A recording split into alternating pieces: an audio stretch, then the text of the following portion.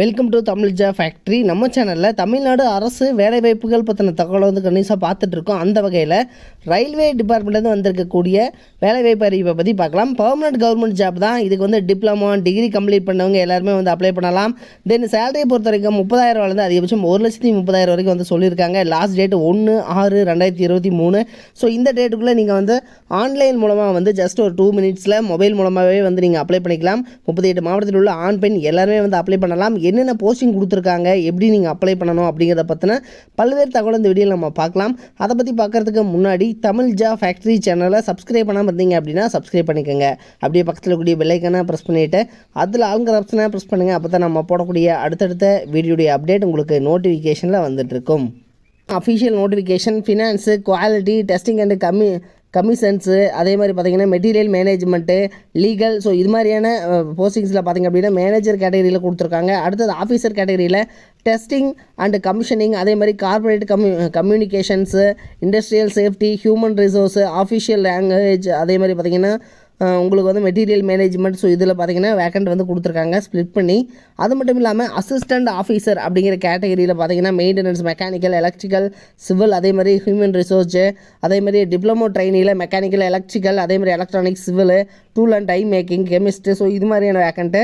Office assistant trainees, so இதுக்கு பொறுத்த வரைக்கும் ஹியூமன் ரிசோர்ஸு, அதே மாதிரி அக்கௌண்ட்ஸ் அசிஸ்டண்ட்டில் ஃபினான்ஸ்.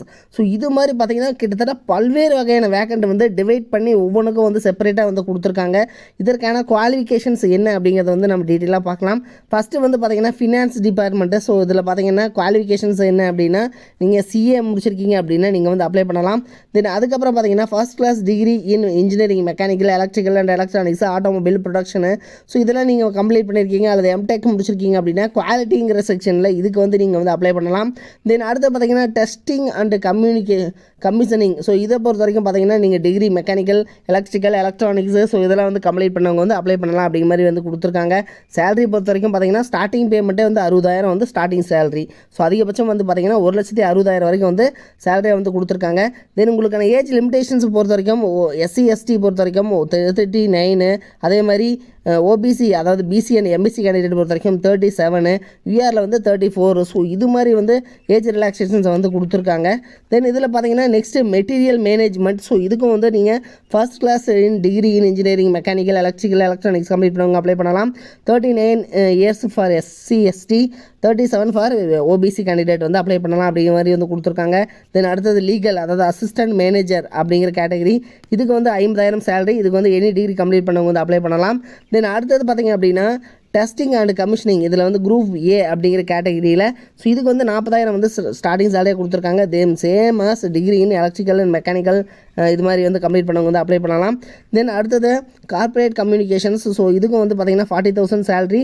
32 இயர்ஸ் வரைக்கும் இருக்கிறவங்க வந்து SC ST, 30 இயர்ஸ் வரைக்கும் இருக்கிறவங்க பிசி எம்பிசி கேண்டிடேட் அப்ளை பண்ணலாம்.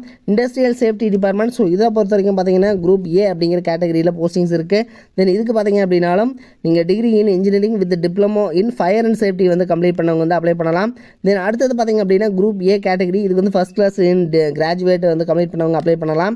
தென் இதுக்கு வந்து 40,000 சேலரி.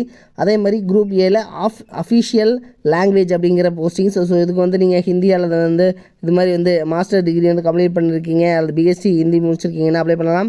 மெட்டீரியல் மேனேஜ்மெண்ட் பொறுத்த வரைக்கும் first class degree in engineering அல்லது மெக்கானிக்கல் வந்து கம்ப்ளீட் பண்ணவங்க வந்து அப்ளை பண்ணலாம். ஸோ 40,000 வந்து ஸ்டார்டிங் சேலரியாக வந்து கொடுத்துருக்காங்க. இது மட்டும் இல்லாமல் பார்த்தீங்கன்னா எக்கச்சக்கமான போஸ்டிங்ஸ் கொடுத்துருக்காங்க.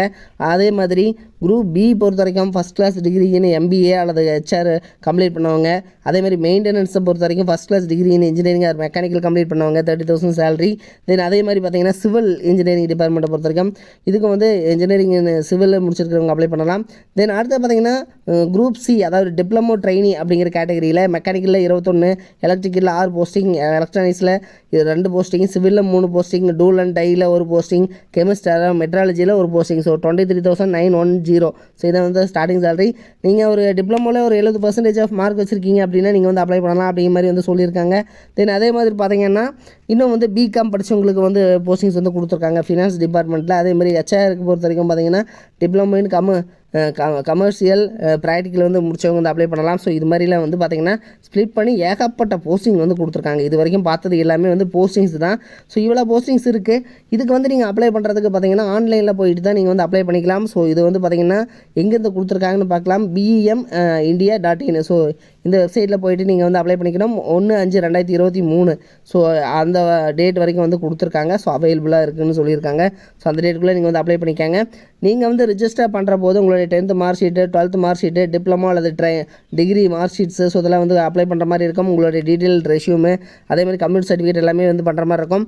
இதில் ஒவ்வொன்றுக்கும் வந்து ஃபோட்டோ காப்பீஸ் எவ்வளோ கேபிக்குள்ளே எவ்வளோ சைஸ் இருக்கணும் அப்படிங்கிறது கொடுத்துருக்காங்க. ஃபோட்டோ 100 கேபிக்குள்ளே, சைன் வந்து 50 கேபிக்குள்ளே, அதேமாதிரி கம்யூனிட்டி சர்டிஃபிகேட் 100 கேபிக்குள்ளே, அதேமாதிரி 10th 12th mark sheet, so 100 KB 200 KB, இது மாதிரி பார்த்தீங்கன்னா டிப்ளமோ மார்க் ஷீட் 200 கேபிக்குள்ளே இருக்கணும். ஸோ இது மாதிரி பார்த்தீங்கன்னா ஸ்ப்ளிட் பண்ணி கொடுத்துருக்காங்க. ஸோ இதெல்லாம் நீங்கள் ரெடி பண்ணி வச்சுட்டு அப்ளை பண்ணுறதுக்கு ரெடி பண்ணுங்கள். அதேமாதிரி உங்களுடைய ரெஷ்யூம் 500 கேபிக்குள்ளே இருக்கணும். ரெஷ்யூமும் வந்து நீங்கள் அப்லோட் பண்ணுற மாதிரி இருக்குது. சரிங்களா? ஸோ இது வந்து எங்கேருந்து கொடுத்துருக்காங்கன்னா PEML, அதாவது வந்து கவர்மெண்ட் ஆஃப் இந்தியா அண்டர்டேக்கிங் தான் BEML. அதாவது இது வந்து பார்த்திங்கன்னா ரயில்வே துறையின் கீழே தான் வந்து இதுவும் வந்து இருக்குது. ஸோ அதாவது ரயில்வேனுடைய பார்ட்ஸ் எல்லாம் வந்து மேனுஃபேக்சரிங் வந்து பண்ணிகிட்ருக்காங்க. டிஃபென்ஸ் ஆகட்டும், மைனிங் அண்ட் கன்ஸ்ட்ரக்ஷன் ஆகட்டும், ரயில் அண்டு மெட்ரோ. சரிங்களா? ஸோ மெட்ரோ ரயில் ஆகட்டும், ஏரோஸ்பேஸ் ஆகட்டும். ஸோ இதில் வந்து பார்த்திங்கன்னா இதனுடைய பார்ட்ஸ் எல்லாமே வந்து இந்த ரயில் பெட்டி ஆகட்டும், ஸோ இதெல்லாமே வந்து பார்த்திங்கன்னா மேனுஃபேக்சரிங் வந்து பண்ணிகிட்ருக்காங்க. ஸோ இதுவும் வந்து இதில் பார்த்திங்கன்னா ஆக்சுவலாக வந்து ரயில்வே டிபார்ட்மெண்ட்டுன்னு வந்து ஸ்ப்ளிட் பண்ணி வந்து இதை சொல்ல முடியாது. பட் பார்த்திங்கன்னா இதில் ரயில்வே டிபார்ட்மெண்ட்டுக்கு தேவையான பார்ட்ஸ் ஆகட்டும், ஏரோஸ்பேஸ், அதே மாதிரி மைனிங்கு, ஸோ டிஃபென்ஸு, ஸோ எல்லாத்துக்குமே வந்து பார்த்திங்கன்னா இதனோட பார்ட்ஸ் எல்லாமே வந்து மேனுஃபேக்சரிங் பண்ணக்கூடிய சென்ட்ரல் கவர்மெண்ட் ஜாப் தான் இது. ஸோ இதனுடைய லிங்க் வந்து கீழே டிஸ்கிரிப்ஷனில் வந்து கொடுத்துருக்கேன். நீங்கள் போயிட்டு செக் பண்ணிக்கோங்க. இது மாதிரியான அப்டேட் நியூஸ்க்கு தமிழ் ஜாப் ஃபேக்ட்ரி சேனலை சப்ஸ்கிரைப் பண்ண மறந்துடாதீங்க. தேங்க்யூ.